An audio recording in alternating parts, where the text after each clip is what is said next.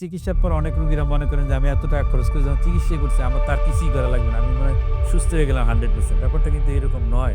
হার্টের যে অ্যাটাক হয় বা হার্টের রক্তনালী যে ব্লক হয়, এই রক্তনালী ব্লকে কিন্তু কোনো সলিউশন নাই। এটা হচ্ছে প্রগ্রেসিভ ডিজিজ। চিকিৎসা পদ্ধতিটা কেন করা হয়? করা হচ্ছে যে পুনঃ হার্ট অ্যাটাক যেন না হয় এবং রোগীর যেন বুকে ব্যথা ভবিষ্যতে না হয়। তার যেন সার্ভাইভাবিলিটি বেনিফিট আছে। এইজন্য কি করা হয় হার্টের ব্লক থাকলে ব্লকে স্ট্যান্টিং করা হয় যাকে এনজিওপ্লাস্টি আমরা বলি। এখন এনজিওপ্লাস্টির পরবর্তীতে কি করবেন? কিভাবে চলবেন? কি করা উচিত?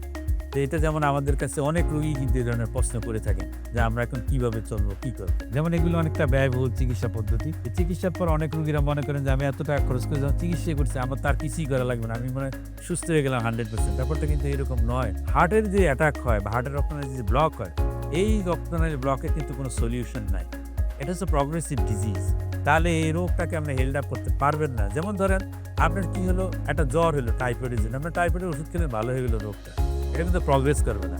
কিন্তু হার্টের রোগ হলো একটা প্রগ্রেসিভ ডিজিজ। আপনি যদি এটাকে হেল্ড আপ করতে না পারেন ওষুধের মাধ্যমে বা অন্যান্য প্রসেসের মাধ্যমে, লাইফস্টাইল চেঞ্জের মাধ্যমে, তাহলে কিন্তু এটার প্রক্রিয়া চলতেই থাকবে। তাহলে হার্টে যদি আপনি রিং লাগান, এটা একটা অ্যাডভান্স চিকিৎসা নিলেন ঠিকই।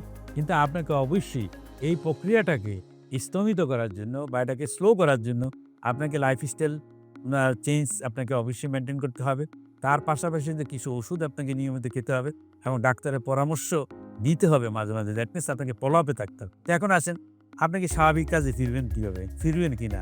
অনেক সময় হার্টে রিং লাগানোর পর অনেক রোগী আছে ইভেন নামাজও ঠিকমতো পড়তে চাচ্ছে না। যে এইভাবে যদি উরু হয়ে যদি নামাজ পড়তে যায় রিংটা নড়ে যাবে কিনা?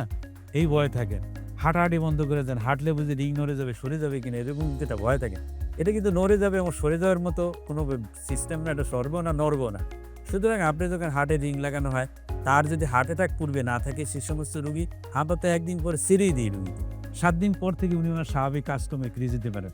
কিন্তু যাদের হার্ট অ্যাটাক হয়, হার্ট অ্যাটাকের পরবর্তী রিং লাগানো, সেক্ষেত্রে হার্ট অ্যাটাকের জন্য একজন রোগীকে আমরা ১ থেকে ১.৫ মাস রেস্টে থাকতে বলি। সে রেস্টের পর থেকে উনি কিন্তু স্বাভাবিক কাজে ফিরে যাবেন। খাদ্যাভ্যাস অবশ্যই ওনাকে পরিবর্তন করতে হবে। হার্ট হেলদি খাবার খেতে হবে। যেমন ধূমপান, অ্যালকোহল, চর্বি জাতীয় খাবার এগুলো কিন্তু ওনাকে অবশ্যই এগুলোকে এভয়েড করতে হবে। হার্ট হেলদি খাবারের দিকে নজর দিতে হবে। হাঁটতে হবে। প্রতিদিন আমরা ৩০ মিনিট করে হাঁটার জন্য বলি। খুবই গুরুত্বপূর্ণ। ঔষধ, যে ওষুধগুলো দিচ্ছেন যেমন রক্ত তরল করার জন্য কিছু ওষুধ কিন্তু দেওয়া হয়। যেমন অ্যান্টিপ্লেটলেট জাতীয় ওষুধগুলো দিতে হবে। স্টেটিন জাতীয় ওষুধ খেতে হবে। প্রয়োজনে বিটা ব্লকার জাতীয় ওষুধ যদি দেওয়া হয় ওষুধ খেতে হবে। এসি ইনহিবিটর, এআরবি যদি দেওয়া হয় সেটা খেতে হবে। কখনো হার্ট ফেলিওর বা হার্টের রিজেকশন পেশেন্ট কম থাকলে ডায়াবেটিসের প্রয়োজন হয়, সে ওষুধ খেতে হবে। রিস্ক ফ্যাক্টরগুলি ম্যানেজ করার জন্য উচ্চ রক্তচাপ আছে, উচ্চ রক্তচাপ নিয়ন্ত্রণ রাখতে হবে। ডায়াবেটিস নিয়ন্ত্রণ রাখতে হবে। রক্তের কোলেস্টেরল মাত্রা স্বাভাবিক করতে হবে। ধূমপান, অ্যালকোহল এগুলোকে এভয়েড করতে হবে।